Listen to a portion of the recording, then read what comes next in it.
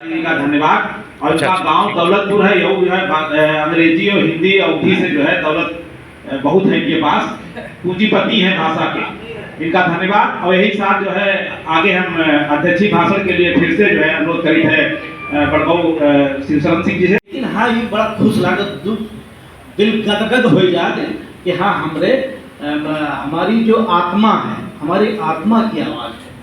देखिए मदरलैंड जो भी होती है तो वो अपने दिल से आत्मा से निकलती है और हम आप महिमा समाहित हैं।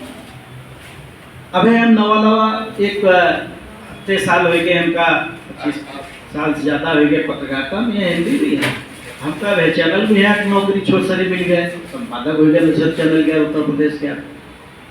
तो हम कहा युवा के रांची झारखंड का चैनल, और इनकी बातों पर ध्यान दे वाली नहीं है, इनका बताई दो कहाई दो, चना जो मिले वो का गले लगाओ। अवध भारती संस्थान द्वारा जो संगोष्ठी प्रायोजित की गई है, अवध भारती संस्थान द्वारा जो संगोष्ठी प्रायोजित की गई है उसका मुख्य उद्देश्य था भाषा प्रौद्योगिकी और तकनीक। अवधि के संदर्भ में अवधि में कैसे तकनीक का प्रयोग हो इस पर चर्चा की गई है। और भविष्य में आने वाले समय में भाषा को हम तकनीक से जोड़ने का हम लोग प्रयास करेंगे पूरे समूह के द्वारा। अभी तक जो है अवधि सिर्फ किताबों तक सीमित थी और कोशिश होगी कि ये डिजिटल प्लेटफॉर्म पे आए, जैसे कि जो ऑडियो बुक्स का रिलीज किया जाए, ऑडियो बुक्स बनाई जाए, इसका और ज़्यादा से ज़्यादा टेक्स्ट डेटा कलेक्ट हो, ऑडियो डेटा कलेक्ट हो, इस पे और भी आगे कार्य किए जाए। आजकल की युवा सर अपनी मातृभाषा के साथ दूर रह रहे हैं, इंग्लिश पे ज़्यादा जोर दे रहे हैं, उनके लिए क्या करेंगे? हाँ देखिए, अपनी मातृभाषा को तो बहुत जरूरी बचाना, क्योंकि आपकी मातृभाषा सिर्फ आपकी भाषा ही नहीं, आपकी पहचान भी है। अगर आप अपनी भाषा छोड़ देते हैं तो अपनी पहचान भी खो देते हैं। दूसरी चीज, आपको अंग्रेजी भी सीखना है, ऐसा नहीं कि अवधि तक ही सीमित, अवधि सीख करके आपने काम खत्म कर दिया। आपको अपनी भाषा के साथ साथ हिंदी, अंग्रेजी और भी अन्य भारतीय भाषाओं को भी सीखना है। आपको एक साउथ इंडियन भाषा जैसे तमिल, तेलुगु, मलयालम, कन्नड़, इनमें से भी कोई एक भाषा सीखिए, बंगाली सीखिए, पंजाबी सीखिए, कोई भी एक भाषा सीखिए। युवा को यही मेरा मैसेज है। और लेकिन अपनी मातृभाषा का भी बहुत ज़्यादा से ज़्यादा प्रयोग करें, जहाँ हो सके उसका प्रयोग करें। घर से लेकर घर में, बाजार में, शिक्षा में, जिस स्थान पे हो सकता है अपनी भाषा का प्रयोग करें। सर अवधि भाषा के लिए अवध भारती संस्थान किस प्रकार के कार्य कर रही है?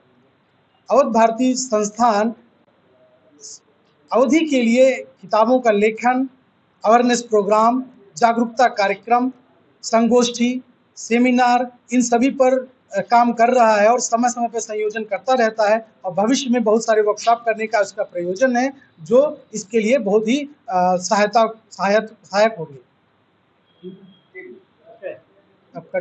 और सबसे बड़ी चीज़ है, भारत की पहली पत्रिका है जो 30 साल से निकल रही होगी, अवध ज्योति। और हमने अवध भारतीय संस्थान में करीब 12 देशों की यात्राएं की हैं, जो खास करके दक्षिण पूर्व एशिया के देश हैं और जहाँ पर अवधि संस्कृत रामकथा है। और हम ये चाहते हैं कि अवधि, जैसा कि ये आज जो गोष्ठी हुई थी, इसका मकसद ही था कि हम कैसे विश्व में जुड़ें। डिजिटल माध्यम का युग है, तो डिजिटलाइजेशन के माध्यम से हम अपनी लोक भाषा को विश्व स्तर पर पहुँचाना चाहते हैं। सर अवधि भाषा में किस तरह के गीत गाए जाते हैं? देखिए, अवधि साहित्य की भाषा है। जब लोग भोजपुरी तुलना करते हैं, अवधि भगवान राम की भाषा है, तुलसी की भाषा है, तो यहाँ मर्यादित भाषा के गीत गाए जाते हैं। और फिल्मों में आप देख लीजिए, उदाहरण तौर पर नदिया के पार एक फिल्म आई है, इसके जितने भी गीत हुए हैं, इतने कम बजट की फिल्म और सबसे ज़्यादा चली।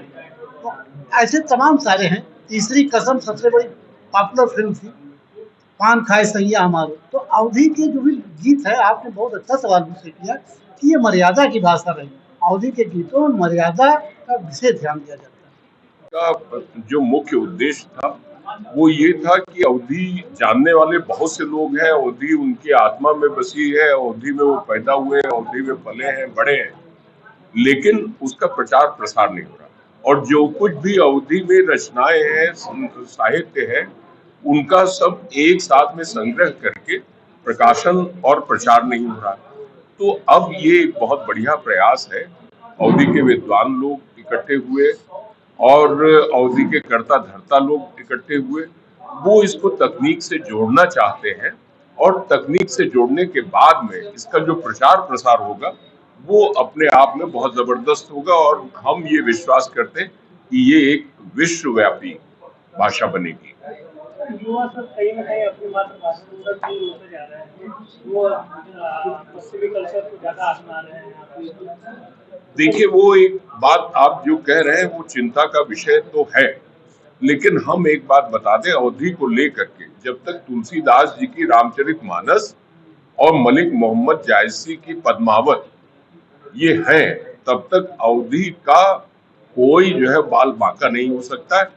और आज भी ये बात कही गई कि अखंड रामायण दुनिया में कहीं न कहीं हर समय होती रहती है, वो चाहे अमेरिका हो, चाहे गल्फ कंट्रीज हो, और चाहे जो है वो लखनऊ हो, भारत का कोई कोना हो, कोई अन्य प्रदेश हो, नेपाल हो, मॉरिशस हो, सूरीनाम हो, ट्रिनिडाद टोबैगो हो, तो अवधी का हम ये जानते हैं कोई कमी नहीं आएगी। और अब तो प्रबुद्ध और चौकन्ने सतर्क लोग जो है और जागृत हो गए हैं और प्रयास करने लगे, तो अब तो और भी फलेगी फूलेगी, हम ये विश्वास करते हैं। तो आज लखनऊ में यहाँ उत्तर प्रदेश की राजधानी में यहाँ अवधी भाषा पर खूब विचार गोष्ठी हुई है और ये अवध क्षेत्र उत्तर प्रदेश के आ रहा है और इसकी महत्ता अवधी भाषा की इसलिए और बढ़ गया है कि उत्तर प्रदेश विधानसभा में यह क्षेत्रीय भाषण के या यूपी सरकार बड़ा जोर दे रही है और हम लोग चाहते रहन कि भाई हमारी क्षेत्रीय भाषा का व्यापक विस्तार हो।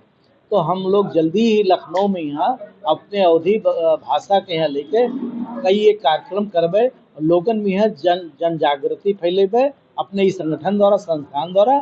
और इसमें हमारी सबसे अपील है जो अवध क्षेत्र में रहे वाले जितने लोग हैं अवधी भाषा बोलते हैं, लिखते हैं, पढ़ते हैं, सुनते हैं, उनसे सबसे अपील है अवधी भाषा संस्थान जब भी कोई कार्यक्रम आयोजित करे आप लोग सादर आमंत्रित हो।